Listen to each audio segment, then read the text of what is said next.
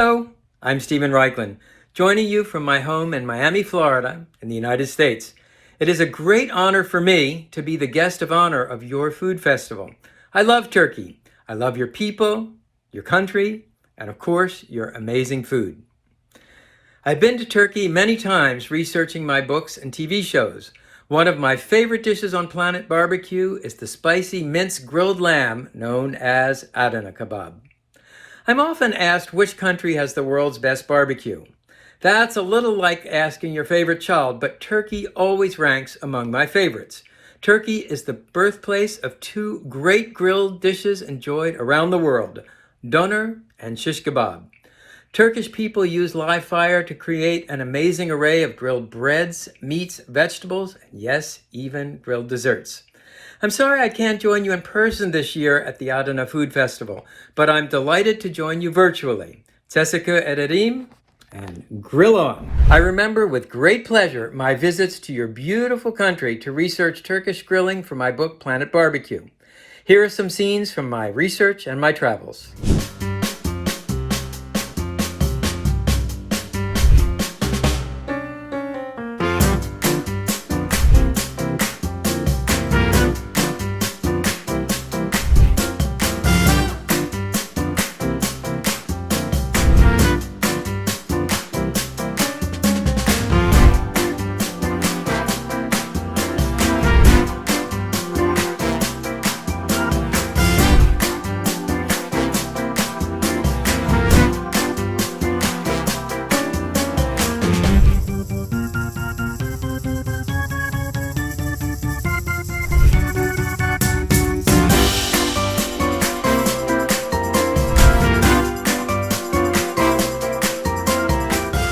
Turkey has been the inspiration for many dishes in my books and TV shows. I thought it might be interesting for you to see the American twist on some of your favorite grilled foods. No Turkish meal would be complete without pide or other flatbread, much of it cooked in wood-burning ovens. Here's the RAICHLEN version, and I cook it caveman style, directly on the embers. Long before there were grills and smokers, there was fire. I call this technique caveman grilling, and it's about to deliver a flatbread and salad unique in the annals of barbecue.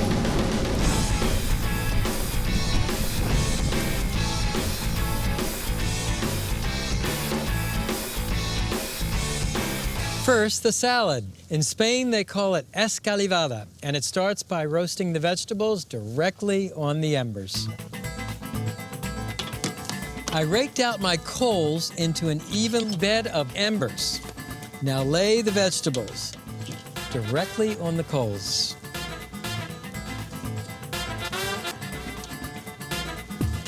Next, your eggplants, then celery, and finally, a bunch of scallions. Turn the vegetables from time to time so they char evenly.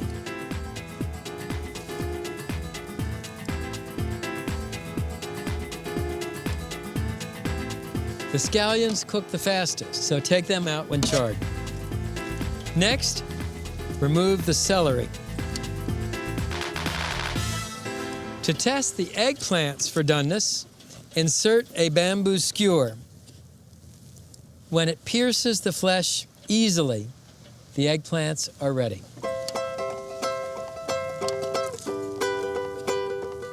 Then when your peppers are charred on all sides, take them off as well.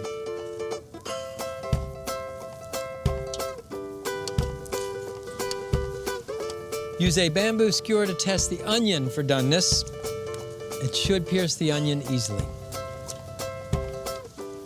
Let the vegetables cool a minute, and then start by scraping the really burnt skin off. Then cut the onion in half and cut it into half-inch dice. Don't worry about a few bits of black. They'll add color, flavor, and character. Next, peel your pepper. Then cut the peppers in half and scrape out the seeds, and cut your peppers into half-inch dice. Then take your eggplants and scrape the charred skin off the eggplants. Then cut the eggplant into half-inch dice. Next, scrape any burnt bits off the celery and cut the celery crosswise into half-inch pieces. Finally, take your charred scallions and cut them crosswise into half-inch pieces. To finish up the escalivada, add toasted hazelnuts, rough chopped flat leaf parsley, sherry vinegar for acidity, extra virgin olive oil for richness, and coarse sea salt, and freshly ground black pepper. Now mix the ingredients with a wooden spoon. And now the really cool part, ember flatbread. This is a flatbread dough. You could also use your favorite pizza dough. I made it last night. And what you want to do is generously flour your cutting board. Flour the top, press it down, then roll it into a circle about 6 inches across. For your fire, I built a bed of blazing embers in the grill. Now rake them out into an even layer. Now for the next step, watch closely. It happens fast. Take one of your flatbreads and lay it right on the coals. You can see, due to the intense heat, the top of the bread will start bubbling and blistering. And once it's blistered, turn it over. You can take off some of those loose embers and grill the other side the same way. Then lift the bread, give it a shake, transfer it to baking sheet. Is this not the coolest way to cook bread you've ever seen?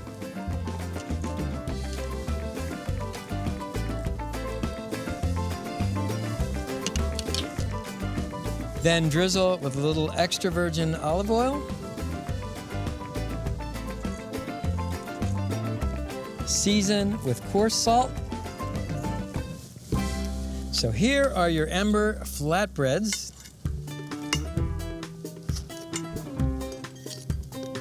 And what I like to do is just tear off a piece of flatbread.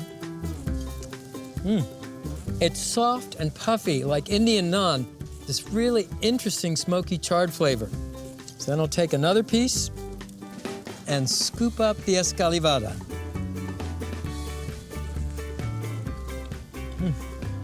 It's amazing how sweet and smoky these vegetables are, and I love the crunch of the hazelnuts. Whoever knew that burning your food could taste so delicious? Ribs are an icon of American barbecue. Perhaps you've heard of our spice-crusted Memphis ribs or smoky Kansas City spare ribs. Here's the American version of barbecued lamb ribs.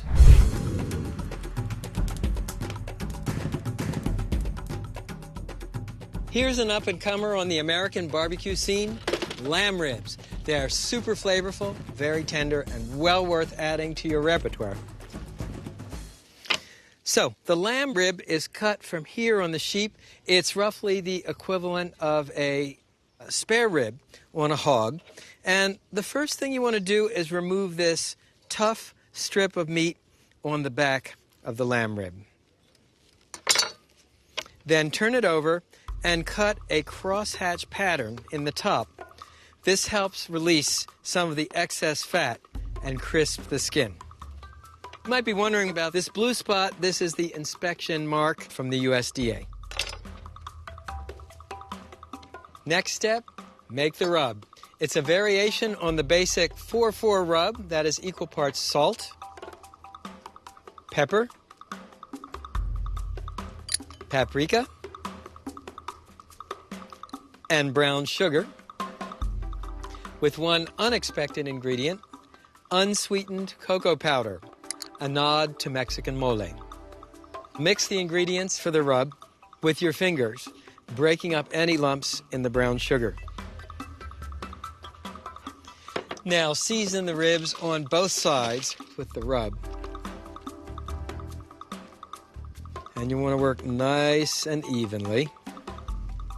And what's going to happen is the smoke will mix with the rub and give you an incredibly tasty crust. That's known as the bark. And then just rub the spices into the meat. Turn the ribs over. And rub the other side the same way. That 4-4 rub is really the only barbecue rub you'll ever need. Equal parts salt, pepper, paprika, and brown sugar.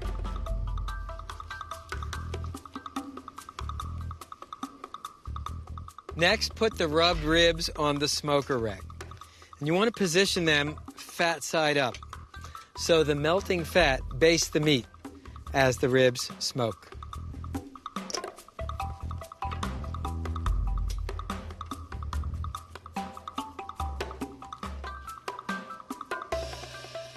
So let me show you how this smoker works.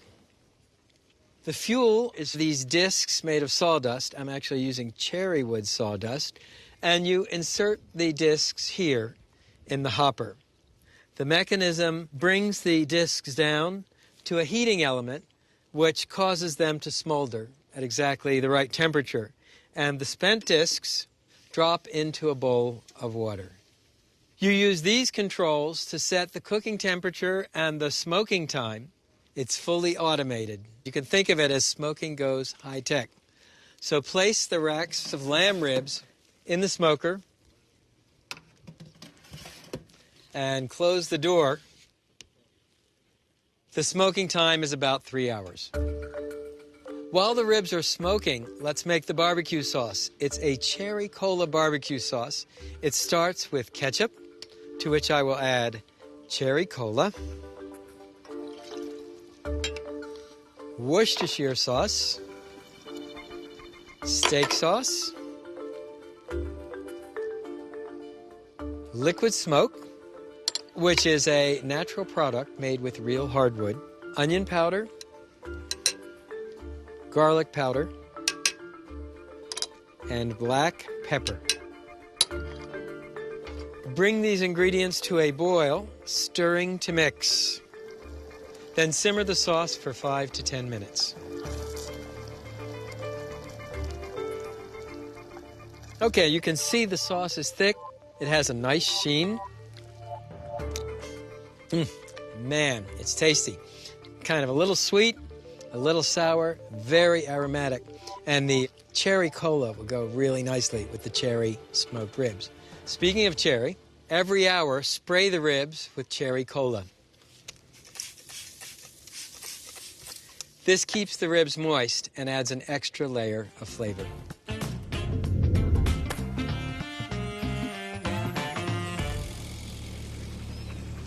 It's been 3 hours and the ribs should be ready. Oh yeah.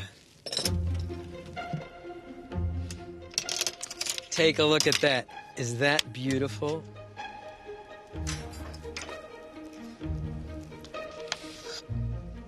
You can see how the meat has shrunk back from the ends of the bones. That's our telltale sign that the ribs are cooked.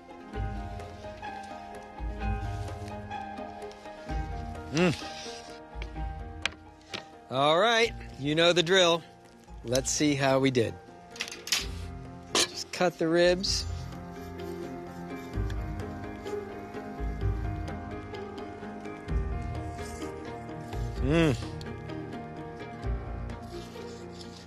Look how easily they cut.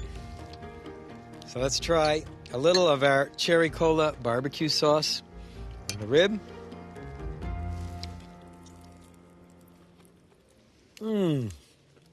Oh man, lamb ribs are so different than what we're used to. This is crusty on the outside, great cherry smoke flavor, goes really nicely with that barbecue sauce. So now you know how to smoke monster beef ribs, Jamaican jerk spare ribs, and Colorado lamb ribs. It's business as usual on Project Smoke. Come on in, guys. Anybody hungry? Hey, here you go, Chris. Nice job, everybody. I know it was a long day, but it was worth it. Everyone loves steaks, from Adana to Alabama. Here's my version, and you don't even need a barbecue grill. I call it caveman T-bone. You'll call it one of the most interesting steaks you've ever experienced. With so many different cuts, how do you choose a steak for your next grill session? Filet mignon comes with a lot of prestige and a price to match.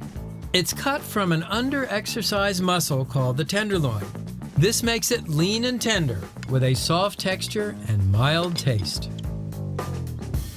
Wow. Nice and juicy. My personal favorite is the strip steak. Yeah, that's what I'm talking about. It's still a tender cut, but with more ample marbling, which gives it a distinctive richness. The T-bone and porterhouse are other popular cuts. They are essentially two steaks in one, of filet mignon and a New York strip connected by a T-shaped bone.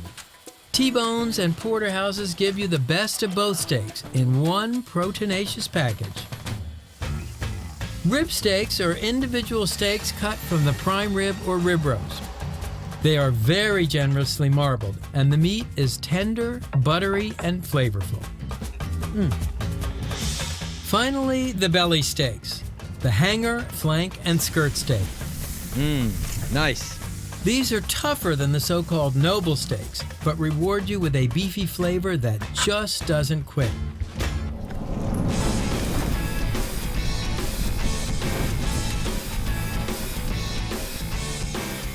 Season the steaks generously on both sides with coarse salt and freshly ground or cracked black pepper.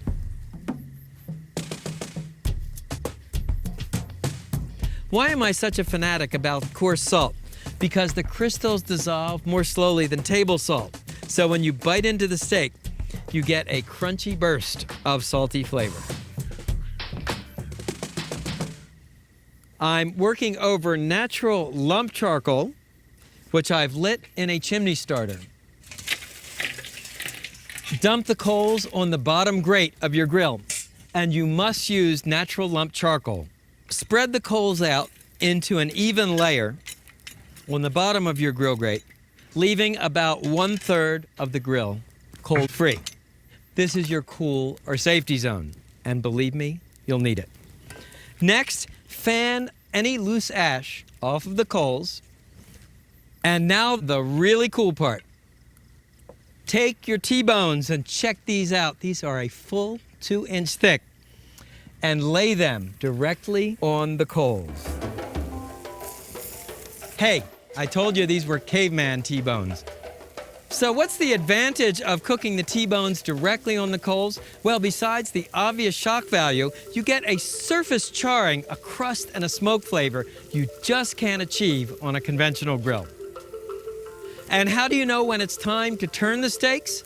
Well, first of all, you'll see a little blood purl up on the top of the steak. And then look at the bottom. When it's crusty and dark brown, the steaks are ready to turn.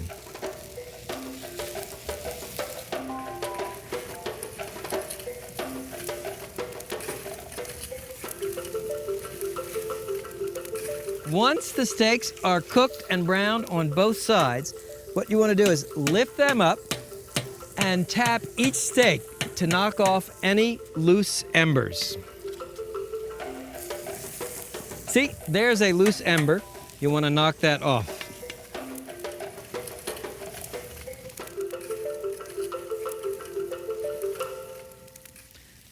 And with a pastry brush, you can brush off any loose ash. There won't be much. Now, you never want to cut into a steak hot off the grill or the coals. You always want to let it rest for a few minutes so the meat will relax, become more juicy. So, loosely cover the steaks with aluminum foil. And now the fire-roasted pepper sauce. Rake the coals into an even layer and pour about a 1/2 cup of extra virgin olive oil into a cast iron skillet. Then set the skillet directly on the coals to heat for a couple of minutes.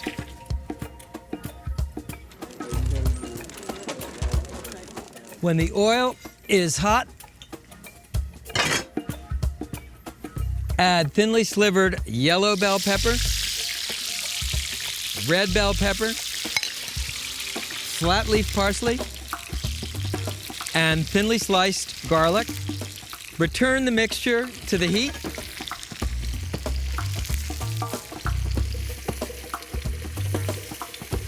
Cook the peppers until lightly brown and fragrant and aromatic, 2 to 3 minutes. So the T-bones have rested. Pour your flame roasted peppers over the steak. And you want to use a really thick glove. This is extremely hot. So there it is. Caveman T-bone with flame roasted pepper sauce. And I can't wait to dive in. Look at that, the way I like it.